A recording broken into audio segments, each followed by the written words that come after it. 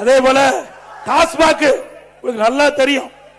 டாஸ்மாக்ல 10 ரூபா யாரு நல்லா தெரிஞ்சு வச்சிருக்கீங்க. செந்தில் பாலாஜி.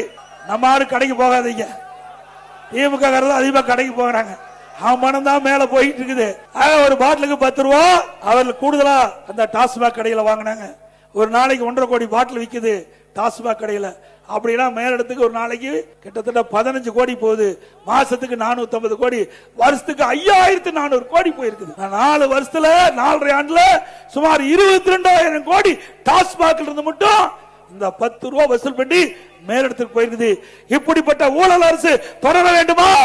அண்ணா திமுக ஆட்சிக்கு வந்த பிறகு இதையெல்லாம் விசாரிக்கப்பட்டு இதில் யார் யார் தவறு செய்தார்களோ அவர் மீதெல்லாம் கடுமையான நடவடிக்கை எடுக்கப்படும். நீங்க பாத்தீங்கன்னா பணத்தை திருடுவாங்க, நகையை திருடுவாங்க.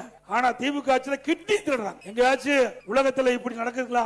தமிழ்நாட்டில் தான் நடக்குது. அது திமுக எம்எல்ஏ மருத்துவமனை. அங்க இப்படிப்பட்ட ஒரு கொடுமையான சம்பவம் நடந்திருக்குது.